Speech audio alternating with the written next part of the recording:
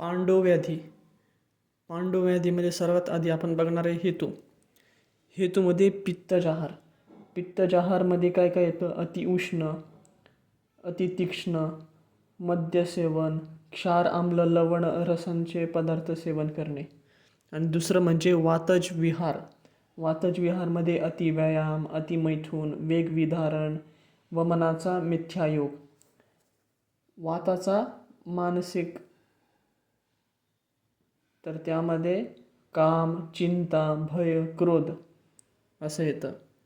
व त्यामुळे अजून पावटा, उडीद, तिळाची पेंड व तिळाचे तेल आणि दिवसपाप हे पांडूचे हेतू आहेत. तर पांडूची संप्राप्तीमध्ये काय होतं? या हेतू सेवनामुळे प्रकुपित दोष होतात. त्या प्रकुपित दोषामुळे दोन परिणाम होतात. एक तर हृदयात प्रवेश करतात प्रकुपित दोष, आणि दुसरं म्हणजे रक्तभव स्रोतच दुष्टी करते. तर सर्वात आधी आपण बघू हृदयात प्रवेश करतो. हृदयात प्रवेश केल्यानंतर दोन जागी दृष्टी होते. एक तर साधक पित्त दृष्टी होते, दुसरं म्हणजे रसभव स्रोतच दृष्टी होते. तर सर्वात आधी बघू साधक पित्त दृष्टी. साधक पित्त दुष्ट झाल्यानंतर प्रकुपित पित्त दशधमनीद्वारे सर्व शरीरात प्रक्षिप्त होते. नंतर सर्व धातू शैथिल्य होतात. मग सर्व धातूंची उत्पत्ती नीट होत नाही व त्यामुळे सर्व शरीर निस्सार बनते, इंद्रिय शिथिल बनतात, शरीरावर वैवर्ण येते व त्याचमुळे रक्त आणि मेद क्षय अधिक होतं. मग पांडुव्याधी होतो त्यामुळे. आणि हृदयात प्रवेश केल्यानंतर आपण बघितलं साधक पित्त दुष्ट होते, आणि दुसरं म्हणजे रसभव स्रोतच दुष्ट होते. तर रसभव स्रोतच दुष्ट झाल्यानंतर बल, वर्ण, स्नेह, ओज क्षय होतो व त्याचमुळे शरीर निस्सार बनते, इंद्रिय शिथिल बनतात, शरीरावर वैवर्ण येते. व आपण सुरुवातीला बघितलं प्रकुपित दोष झाल्यानंतर त्याचे दोन परिणाम दिसून येतात. हृदयात प्रवेश होतो आणि दुसरं म्हणजे रक्तभव स्रोतच दुष्टी होते. तर आपण आता बघणार आहे रक्तभव स्रोतच दुष्टी. रक्तभव स्रोतच दुष्टीमध्ये दृष्टी झाल्यानंतर यकृताची दृष्टी होते व त्यानंतर रंजक पित्त दुष्ट होते व त्याचे स्थान म्हणजे यकृत आणि आमाशयागत असते रंजक पित्त दृष्टी झाल्यावर. व त्यानंतर रक्तपोषक आहाराचे योग्य पचन होत नाही व त्याचमुळे रक्तक्षय होतो. त्यामुळे परिणामतः शरीर निस्सार बनते, इंद्रिय शिथिल बनतात, शरीरावर वैवर्ण येते व त्याचमुळे रक्त आणि मेदक्षय अधिक व त्यामुळे पांडुव्याधी. तर पांडूचे 5 प्रकार सांगितलेले आहेत: वातज, पित्तज, कफज, सान्निपातिक आणि मृतभक्षणज. वातजमध्ये त्वक, नख, नेत्र, मूत्र, पुरुष हे काळपट वर्णाचे होते. व दुसरा पॉईंट आस्य वैरस्य निर्माण होते. तिसरं म्हणजे कंप, शोथ, तोद, पार्श्वशूल, शिरशूल, अंगमर्द, आनाह हे निर्माण होते. पित्तज पांडूमध्ये नख, त्वक, नख, नेत्र, मूत्र, पुरुष हे पिवळसर वर्णाचे होते. सेकंड पॉईंट म्हणजे कटू कास्यता होते. तिसरं म्हणजे विशेष त्यामध्ये लक्षण अन्नाचा विदाह उत्पन्न होतो व शीत पदार्थांची खाण्याची इच्छा निर्माण होते. कफज पांडूमध्ये त्वक, नख, नेत्र, मूत्र, पुरुष हे पांढरा वर्णाचे होतात. मधुरास्यता निर्माण होते व कटू, वृक्ष, उष्ण अन्न खायची इच्छा होते. सान्निपातिकमध्ये तिन्ही दोषांचे लक्षणे दिसून येतात व ते असाध्य आहे. मृतभक्षणजमध्ये माती खाल्ल्याने हे मृतभक्षणज पांडू निर्माण होते. मातीच्या तुरट, खारट, मग मधुर रसाप्रमाणे अनुक्रमे वात, पित्त, कफ प्रकोप होतो.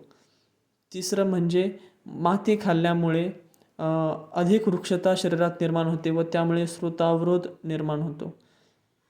चौथं म्हणजे अक्षी व भूप्रदेशी शोथ निर्माण होतो. हा होता पांडुव्याधी. कामला. कामलाचे 2 प्रकार आहेत: बहुपित्त कामला आणि रुद्धपत कामला. तर बहुपित्त कामला सर्वात आधी बघू. बहुपित्त कामलेचे हेतू. बहुपित्त कामलेचे हेतू म्हणजे काय? पित्तज आहार.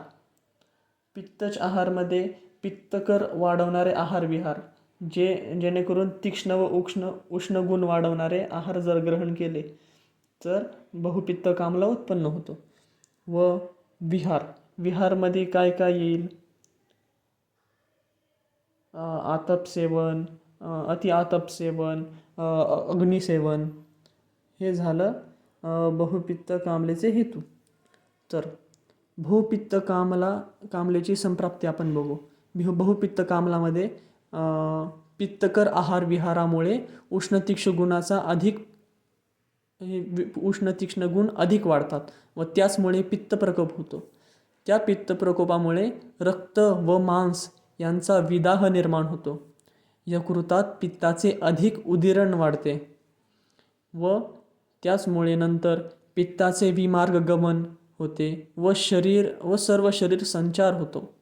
शरीरात सर्वत्र या पित्ताचा संग होतो व त्याचमुळे बहुपित्त कामला निर्माण होतो. ही झाली बहुपित्त कामलेची संप्राप्ती. तर आपण दुसरं बघणार आहोत रुद्धपत कामला. रुद्धपत कामलेचे हेतू म्हणजेच काय?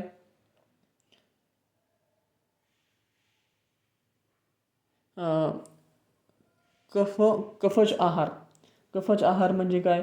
शीत, गुरु, मधुर असे रसात्मक अशा गुणात्मक आहार सेवन करणे.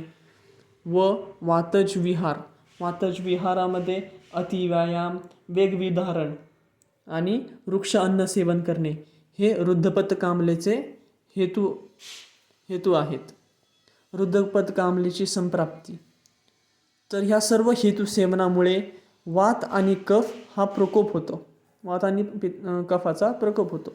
वाताच्या वृक्ष गुणामुळे यकृतात कफ निर्माण होतो व यकृतात आंत्राकडे पित्ताच्या वहन करणाऱ्या नलिकेमध्ये अवरोध निर्माण होतो.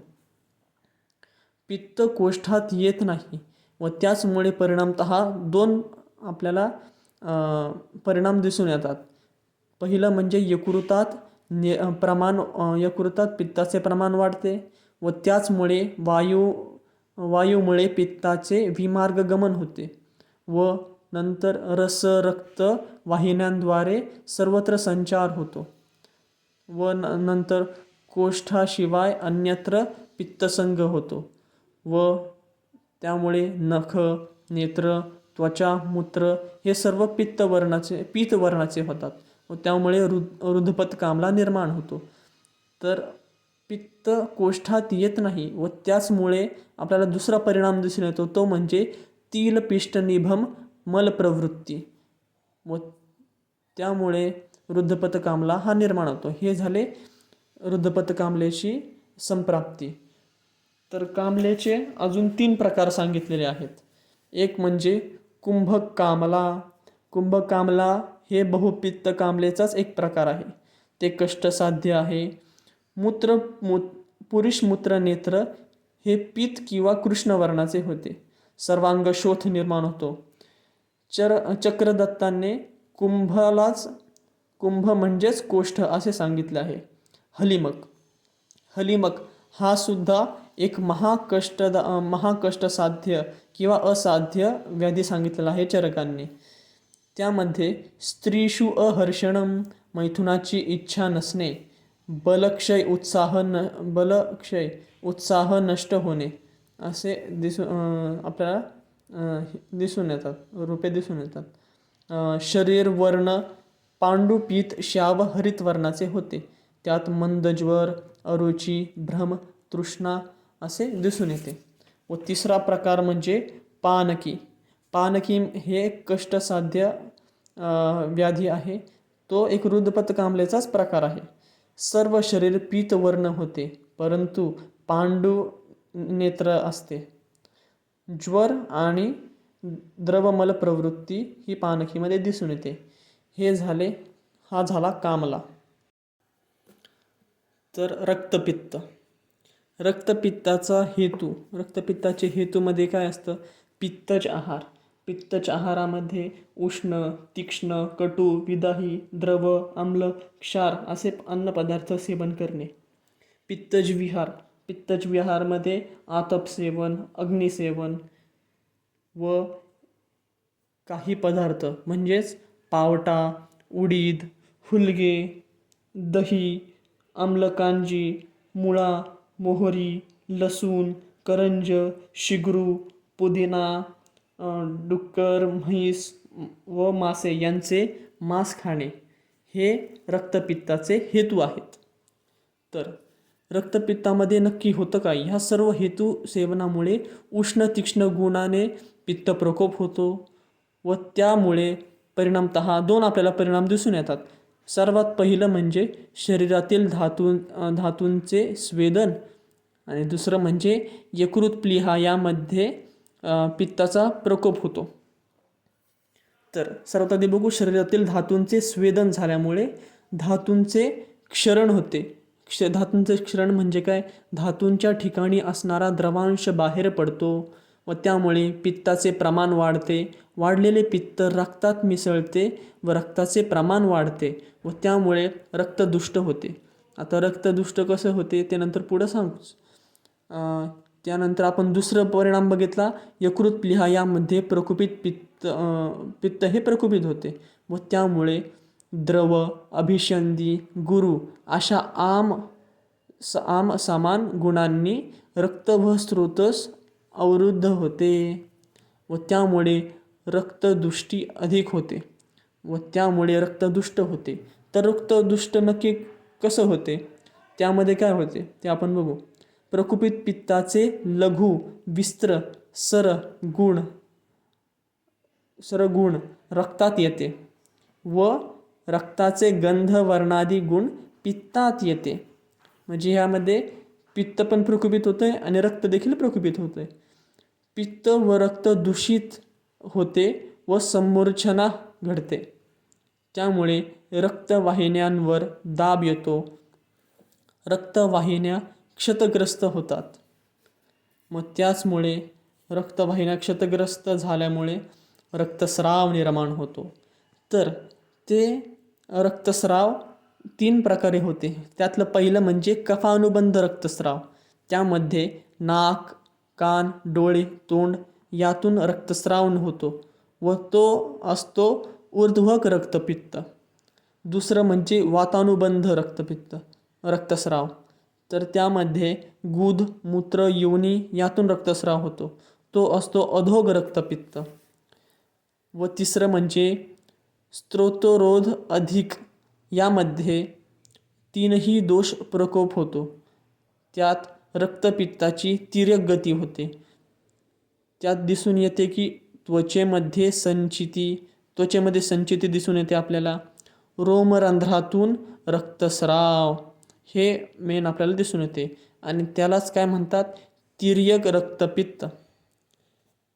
हे झाले रक्तपित्त.